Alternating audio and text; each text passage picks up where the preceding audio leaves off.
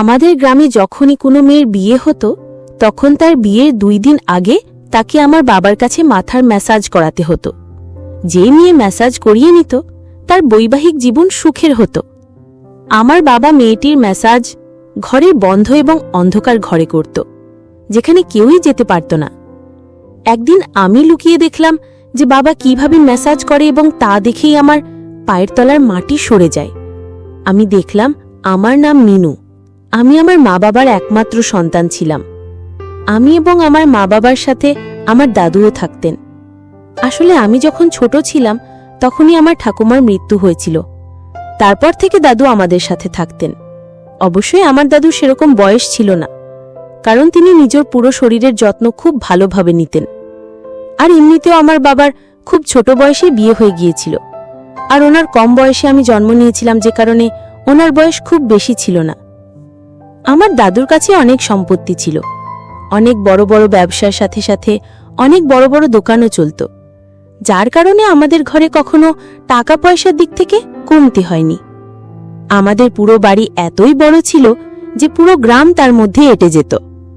কিন্তু এই বাড়ি আমার দাদুর নিজের উপার্জনের দ্বারা তৈরি করেছিলেন, এবং এরপরে আমার বাবাও এই কাজে যুক্ত হয়েছিলেন, বড় ব্যবসা সামলাতেন। আমাদের বাড়িতে কাজের লোকেরাও কোনো অভাব ছিল না। আমার মা এবং আমার কখনোই কোনো কাজ করার প্রয়োজন পড়েনি। সব কাজই কাজের লোকরাই করে দিত, এবং আমরা বসে বসে সবকিছু আমাদের ঘরে পেয়ে যেতাম। আমি খুব বড় একটা স্কুলে পড়তাম। এখানকার ফিস খুব বেশি ছিল। পুরো গ্রামে আমার দাদুর কর্তৃত্ব ছিল, এবং গ্রামের সব মানুষ আমার দাদুকে সম্মান করত। আসলে আমাদের গ্রাম সেরকম বড় ছিল না। ছোট্ট এই গ্রামটিতেই আমাদের বাড়ি ছিল, এবং গ্রামের মানুষেরা সেরকম ধনী ছিল না। কিন্তু আমাদের যে ব্যবসা চলত তা শহরেই ছিল, এবং এই কারণেই আমার বাবার শহরে যাতায়াত লেগেই থাকত। একদিন আমার বাবার সন্ধেতে আসার পর বললেন যে আমাদের প্রায়ই শহরে যাতায়াত করতে হয়। প্রত্যেকটা ছোট বড় কাজের জন্যই আমাদের শহরে যেতে হয়, এবং আমাদের পুরো ব্যবসাই তো চলে শহরে। এজন্য আমরা না হয় একটা বড় বাড়ি শহরে বানিয়ে সেখানে থাকি। কিন্তু আমার দাদু এই সিদ্ধান্তের সম্পূর্ণ বিরোধিতা করলেন এবং বললেন যে আমরা শহরে যাব না। এই বাড়িটি হলো আমাদের পৈতৃক বাড়ি, এবং আমি আমার রক্ত জল করা পরিশ্রম দিয়েই বাড়িটি তৈরি করেছি। আমি কোনো মতেই এই বাড়ি ছেড়ে দূরে কোথাও যাব না। তখন বাবাকে দাদুর কথা মানতে হয়েছিল, এবং দাদু যাই সিদ্ধান্ত নিতেন বাবা বিনা প্রতিবাদে ওনার সব কথাকে সমর্থন করতেন। যখন আমি ছোট ছিলাম তখন আমি এসবের কিছুই বুঝতাম না, কিন্তু এখন আমার বয়স 14 বছর। এখন আমি সবকিছুই বুঝতে পারতাম, এবং সবকিছু যখন বুঝতে শুরু করলাম তখন আমাদের বাড়ির একটা জিনিস আমার খুবই অদ্ভুত লাগতে শুরু করল। আসলে আমাদের গ্রামে একটা প্রথা ছিল যে যখনই কোনো মেয়ের বিয়ে হতো তখন তার বিয়ের 2 দিন আগে তাকে আমাদের বাড়িতে দেখে যাওয়া হতো, এবং আমার বাবা তাকে একটা বন্ধ ঘরে নিয়ে গিয়ে তার ম্যাসাজ করত। তার পুরো জীবন আনন্দময় হতো, এবং তার বৈবাহিক জীবনও সুখের হতো। যদি কোনো মেয়ে আমার বাবার কাছে মেসেজ না করত তাহলে তার জীবন সুখের হতো না, এবং তার বিবাহিত জীবনে কোনো না কোনো সমস্যা লেগেই থাকত। এই কারণে পুরো গ্রামের মানুষের মধ্যে একটা ভয় ছিল। এজন্যই বিয়ের 2 দিন আগে মেয়ের বাড়ির লোকেরাই মেয়েকে আমাদের বাড়িতে নিয়ে আসত এবং আমার বাবার হাতে তুলে দিত। আমার বাবা তাকে একটা বন্ধ ঘরে নিয়ে চলে যেত এবং ভেতর থেকে দরজা বন্ধ করে দিত। ওই ঘরের ভিতরে বাবা মেয়েটির ম্যাসাজ করতেন, এবং কয়েক ঘন্টা পরে যখন তারা ঘর থেকে বেরিয়ে আসত তো মেয়েটির মুখে বিষণ্ণতা ছেয়ে থাকত। খুবই বিষণ্ণতার সাথে সে বাইরে আসত, এবং কিছুক্ষণ পর যখন আমার বাবা বাইরে বেরিয়ে আসতেন তখন ওনার মুখে ক্লান্তির ছাপ স্পষ্ট থাকত, এবং পুরো শরীর ঘামে ভিজে যেত। আমি তো কিছু বুঝতেই পারতাম না যে বাবার মধ্যে এমন কি শক্তি আছে যার কারণে সেই ম্যাসাজ করার ফলে কোনো মেয়ের বৈবাহিক জীবন সুখের হয়ে যেত। আর এই ধরনের অন্ধবিশ্বাস পুরো গ্রামের মানুষ বিশ্বাস করত কেন? আমি নিজের বাবাকে বিশ্বাস করতাম, কিন্তু এই ধরনের ঘটনা আমার খুব অদ্ভুত লাগলো। যদি ম্যাসাজ করে এত সুখে জীবন কাটানো যায় তাহলে মেয়েরা বিষণ্ণতার সাথে কেন ঘর থেকে বেরিয়ে আসে? এবং এই বিষয়টা আমার দাদু এবং মামাও জানি। এই কারণেই যখনই মেয়েরা ঘরে ম্যাসাজের জন্য যায় তারা আমাকে ঘরের ভিতরে ঢুকতে দেয় না। আমাদের কাছে এতই ধন্দ ছিল যে কোনো কিছুরই অভাব ছিল না। কাজের লোক ছিল প্রচুর, কিন্তু আমার বাবাকে ম্যাসাজ করতে দেখে আমার খুব দুঃখ হতো। মনে হতো যে এত এত ধরু সম্পত্তির মালিক যে নাকি মানুষটা সে এই ধরনের কাজ করছে। বিষণ্ণতা ছেয়ে থাকে। তখনই একদিন আমি ভাবলাম যে ঘরের জানলাটা আছে, সে জানলা দিয়ে আমি সবকিছু দেখে নেব। আশা করি তারপর আমি জেনে যাব যে ওই ঘরে এমন কি ম্যাসাজ করা হয়। এই ভাবনা চিন্তার পরই একদিন আমি দেখলাম যে আমাদের গ্রামে কিছুটা দূরে একটা বাড়িতে অবস্থিত একটি মেয়ের বিয়ে ঠিক হয়েছে এবং তার বিয়ে হতে আর 5 দিন বাকি আছে। যখনই মেয়েটির বিয়ে 2 দিন বাকি ছিল, তখন তার বাবা তাকে আমাদের বাড়িতে নিয়ে এলেন এবং বললেন আজ রাতে এর ম্যাসাজ করে দেবেন, যাতে পরবর্তী জীবন সুখের হয়, তার বৈবাহিক জীবনে যেন কোনো ধরনের সমস্যার সম্মুখীন শোনা হয় এবং তার পরবর্তী জীবনটা যেন সে আনন্দে কাটাতে পারে। তখন আমার বাবা হাসতে হাসতে তাকে ভিতরে নিয়ে গেলেন এবং তাকে পান করিয়ে বললেন যে আপনি ঘরের ভিতরে চলুন, আমি আসছি। এটিকে ঘরে নিয়ে বাবা ভিতর থেকে দরজা বন্ধ করে দিলেন এবং আমি ঠিক এই মুহূর্তেরই অপেক্ষা করছিলাম। তখন তারা ঘরের ভিতরে চলে যাবেন এবং আমি জানলা দিয়ে ঘরের ভিতরের দৃশ্য দেখব। তখন আমি জানলার কাছে গেলাম এবং এর মধ্যে আমি পিছন থেকে একজন ডাক শুনলাম এবং দেখলাম যে আমার মা আমার পিছনে দাঁড়িয়ে আছেন। আমার মা আজ অবধি আমার সাথে কখনো এরকম খারাপ আচরণ করেননি বা উঁচু গলায় কথা বলেননি। উনি সবসময় আমার সব ভুল উপেক্ষা করেছেন এবং আমার সব কথা শুনেছেন। উনি কখনো আমাকে বকাচোকা পর্যন্ত করেননি, কিন্তু আজ মা আমাকে এত বাজেভাবে বকা দিলেন যেন আমি কারোর ফোনই করে ফেলেছি এবং এর ফলে আমি জানলা দিয়ে কিছুই দেখতে পেলাম না। কিছু দেখার আগে আমার মা এমনভাবে আমার সাথে চেঁচিয়ে কথা বললেন যে আমি খুবই ঘাবড়ে গিয়েছিলাম এবং পিছিয়ে চলে এসেছিলাম। আমার মা আমাকে খুবই কড়া ভাষায় বললেন, আরে আমি কি সুন্দর একটা পড়েছিলাম, এরপরে যদি আমি এই ধরনের কোনো কাজ করি তাহলে উনি বাবার সাথে কথা বলে আমাকে হোস্টেলে পাঠিয়ে দেবেন। আসলে আমি হোস্টেলকে খুব ভয় পেতাম, কারণ আমার সবসময় মনে হতো যে ওখানে না তো ভালো খাবার পাওয়া যায় আর না তো মন বসবে ওখানে। এই কারণে আমি বাড়ি থেকে দূরে কোথাও যেতে চাইতাম না। কিন্তু আমার মা যেরকম একটা কথা বলে দিলেন এবং এর ফলে আমার মনে আরও ভয় বসে গেল, আর আমি হস্টেল না যাওয়ার জন্য মায়ের সামনে হাত জোড় করে বললাম যে আমি এই ধরনের কাজ আর কখনো করব না, আপনি দয়া করে বাবাকে কিছু বলবেন না। তখন আমার মা আমার মাথায় হাত রাখলেন এবং বললেন যে তোমার বাবা যখন মেয়ের ম্যাসাজ করেন তখন ওনাকে কেউ দেখুক এই জিনিসটা একদমই পছন্দ করেন না, এমনকি এই অধিকার আমাকেও দেননি। তুমি তো এসব দেখতে চাও কোন সাহসে? তুমি নিজের কাজ নিয়ে সবসময় ব্যস্ত থাকবে। তখন আমি মাকে বললাম যে আমি আর কখনো দেখতে চাইব না। এটা বলি আমি আমার নিজের ঘরে চলে এসেছিলাম। কিন্তু এরপরে আমার মনে এই কথাটা সবসময় চলছিল যে মা আমার সাথে এরকম ব্যবহার কখনো করেনি, কিন্তু আজ উনি আমার সঙ্গে এরকম ব্যবহার কেন করলেন? আসলে ব্যাপারটা কি?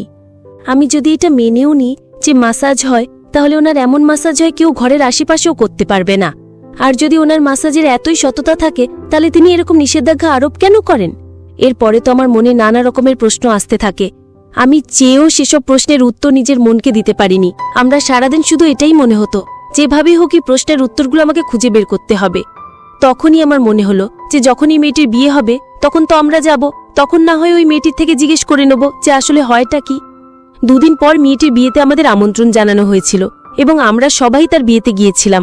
যখন আমি মেয়েটিকে তার ঘরে একা পেলাম, আমি গিয়ে বললাম, দিদি আমার বাবা আপনাকে এমন কি মাসাজ করেছিলেন যাতে আপনার মুখ এরকম বিষণ্ণতায় ভরে গিয়েছিল? তখন এই মেয়েটি নিজের মুখ ঘুরিয়ে নিল এবং আমাকে কিছুই বলার প্রয়োজন মনে করল না।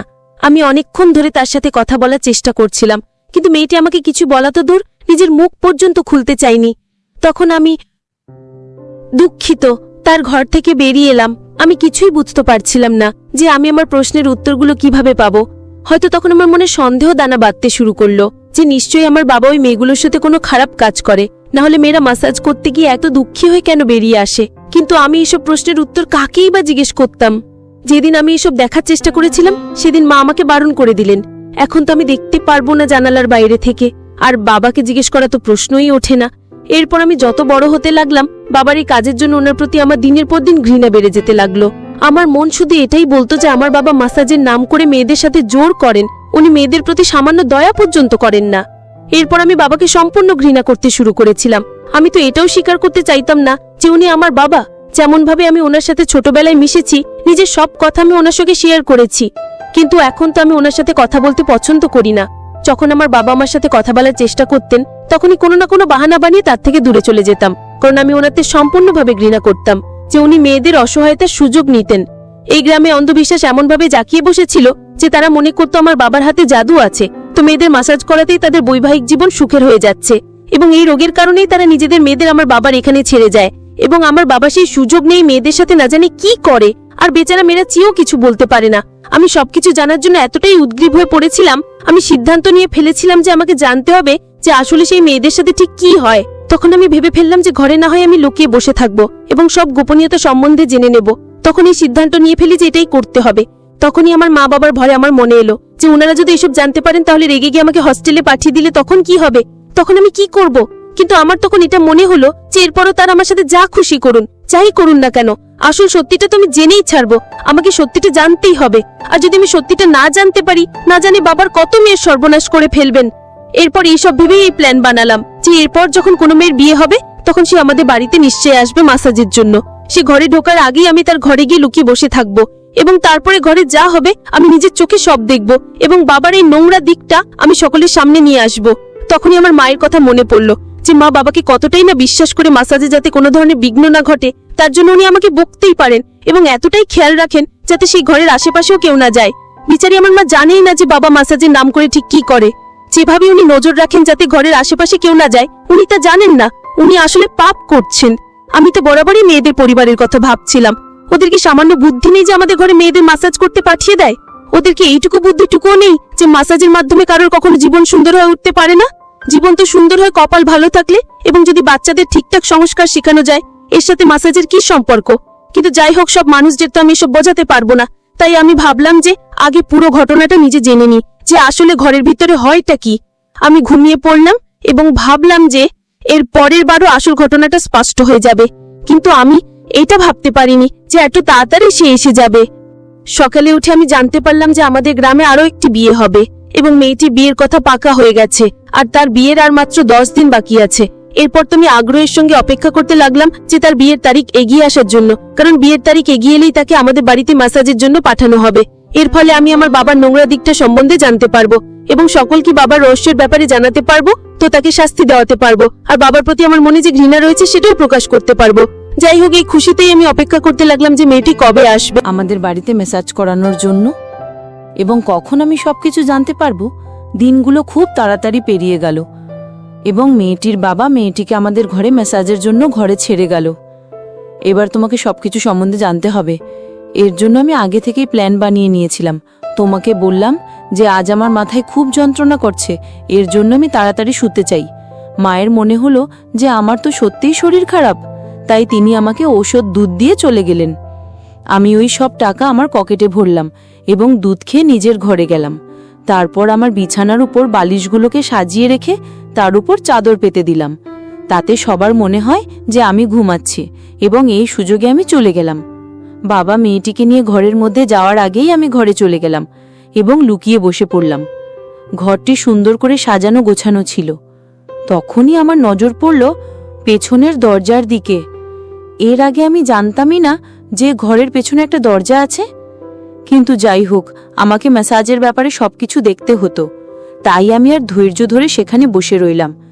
কিছুক্ষণ পরেই আমার বাবা মেয়েটিকে নিয়ে ঘরের ভিতরে এলেন।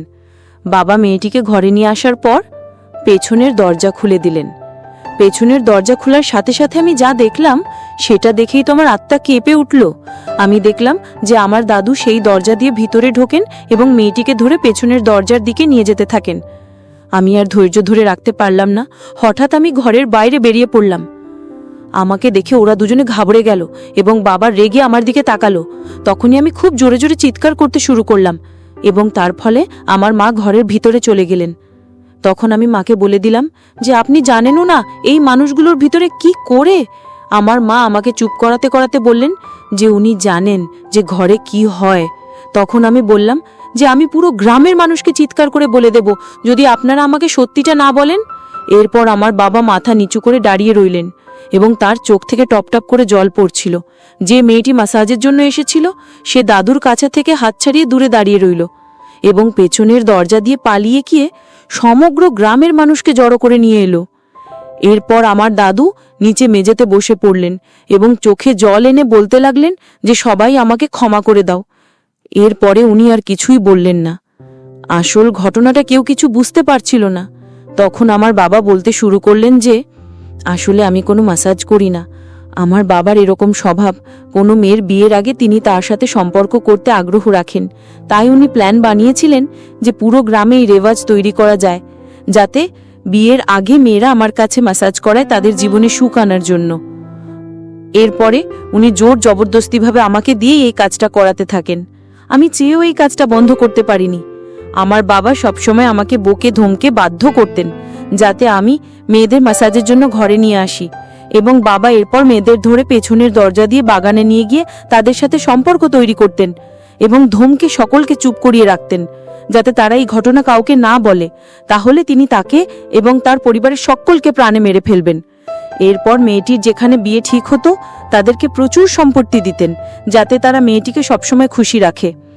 এই কারণে সব গ্রামবাসীর মনে হতো যে ম্যাসাজ করানোর ফলেই মেয়েটি এত খুশি হয়েছে। আসল কথা হলো প্রচুর ধন সম্পত্তি দেওয়ার ফলেই মেয়েটি খুশি থাকত। বিয়ের পরে মেয়েদের সাথে সম্পর্ক তৈরি করে বাবা নিজেকে সন্তুষ্ট করতেন। এই সব কিছু জানার পর তো আমার পায়ের তলা থেকে মাটি খসে পড়ল। আমি তো আমার বাবাকে ঘৃণা করছিলাম, কিন্তু আসলে উনি বাধ্য ছিলেন। আমার দাদু এই ধরনের কাজ কিভাবে করতে পারে? এখন আমি ওনার জন্য লজ্জিত। এরপর আমি কিছু না বলে সোজা আমার ঘরে চলে আসি এবং কান্না করতে লাগি। আমার মনে হয় যে মেয়েদের বাইরে গিয়ে সুরক্ষার কথা বলা হয় সব জায়গায়, কিন্তু যখন নিজের ঘরের মধ্যেই রাক্ষস জন্ম নেয় তখন মেয়েদের বাইরে গিয়ে সুরক্ষার কী বা প্রয়োজন? বন্ধুরা, আজকের ভিডিওটি এখানেই শেষ করলাম। অনেক কষ্ট করে ভিডিওটি আপনাদের জন্য বানিয়েছি। যদি ভিডিওটি আপনাদের ভালো লেগে থাকে তাহলে একটা লাইক করবেন এবং চ্যানেলটি সাবস্ক্রাইব করবেন। এই আশা ব্যক্ত রেখে আপনাদের কাছ থেকে বিদায় নিচ্ছি আমি। দেখা হবে আগামীকালের নতুন কোনো ভিডিওতে। সেই পর্যন্ত সবাই ভালো থাকুন, সুস্থ থাকুন। ধন্যবাদ।